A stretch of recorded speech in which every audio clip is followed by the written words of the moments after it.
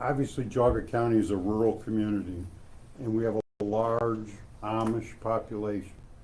And as far as I'm concerned, these guys were lucky because the majority of our Amish population are all hunters, and they all have guns. And they're very lucky that they weren't used on them. And it's appalling that they would come from Stark County all the way up here and victimize our residents, our Amish population, and expect to get away with it.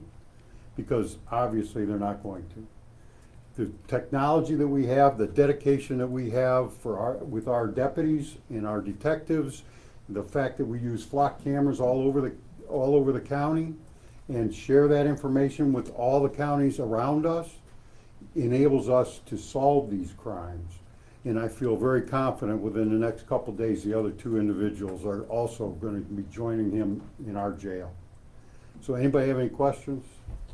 Sure. Two questions. First off, is the boy 8 or 7? Just to clarify. He's 8, so in the 911 call, it's kind of muffled, but the caller does correct and he says 8. Perfect. Do you have any reason to believe that this was a targeted act of violence, or do you believe this family was randomly chosen? I don't think it was random, but it's still a lot of investigation to go. And who knows when we get done whether other crimes will be solved due to their due diligence on this case. How seriously were they hurt, the father and the son? Well, obviously not enough to go to the hospital, he didn't want an ambulance, but the fact that he was hurt at all is disturbing. And the fact that they would use a stun gun or shocking device on an 8-year-old child is even more disturbing in my mind. The sum of money sent up to $5,000, was that able to be recovered? Do you have an updated number of how much was actually taken? We do not have an accurate number of how much was taken because they took it from multiple different family members' rooms. Like I said, they ransacked this entire house, looking through everything, dumping, spilling everything. He has multiple other children, and so it took cash from all of those children, and he does not have an accurate count of how much money each of them had. A question about the ankle monitor that this gentleman was wearing. How was he able to travel that far and not set off an alert? That I cannot answer. That ankle monitor is monitored and maintained by APA, Adult Parole Authority. Were the suspects armed with anything other than a stun gun?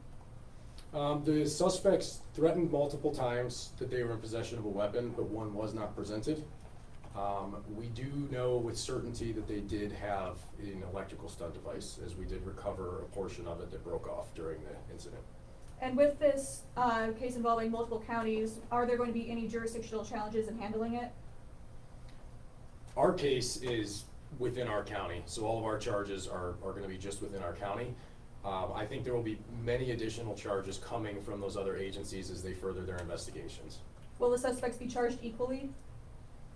That will have to be determined as we continue through the investigation and speak with Prosecutor Flays here. But they are all going to be facing serious level felonies. What day, what time again? I'm sorry? What day and The what time? preliminary hearing, it's Monday, October 20th at 1 p.m. And what- in Chardon Municipal Court.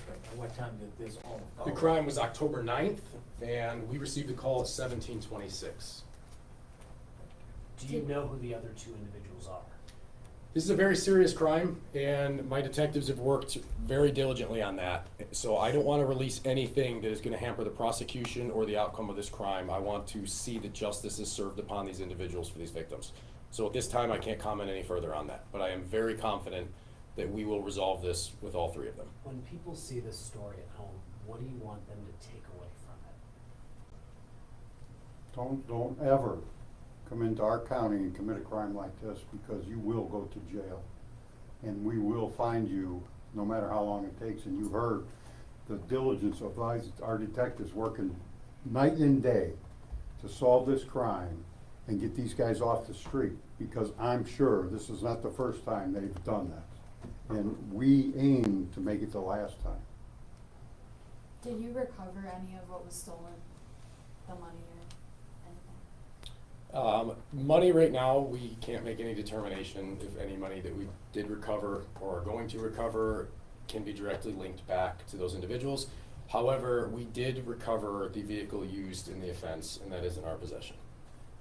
Question about the family, I assume they're trying to recover and move on from this, but you said their whole house was turned over, and obviously they had, a traumatic experience. Is there anything the community can do to help support them during this time? Because obviously they're private people and they live in a secluded area where stuff like this just doesn't happen. If someone wants to help them, how can they? They have a very good network of Amish community working together. Plus, our victim's assistant has been working with the family to assist them with anything they need, but that Amish communities are very close, and they will work with each other and help each other, and we will advise them or provide them with any other help that they might need, including witnesses or anything like that that were witnesses to the crime. The legal process will probably order that money be worked back and returned, right? Like, is that restitution, is that the right word? Yes, I'm sure. Okay. Yeah, as the sheriff stated, our victim advocate, who's actually in the back of the room, Sarah, has been in contact multiple times today already with the victims. Do you know at this point why they targeted a business in Geauga? It's a bit of a ways to go from Canton. There's still more investigations to come with, but that is a question that we are gonna answer. Will you talk more about this business and home? How did this ruse play out? So the business, which is somewhat commonplace for a lot of the Amish businesses, is they have, one parcel of property, a family property, and their homes and their businesses will be on that. So when these gentlemen arrived, there's a couple businesses on the property. Those were no longer open, but the house is very much adjacent to the businesses, so they noticed our victims up at the house and went up and began talking to the victim. They were aware of the type of business that the victim had, and so they posed as potential customers or potential buyers for some custom items to have the victim make.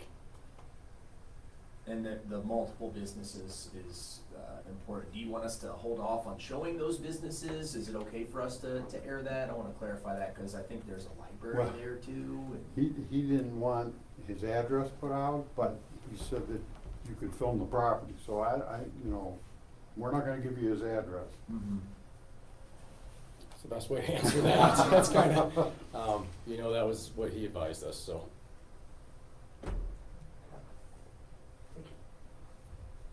Very good.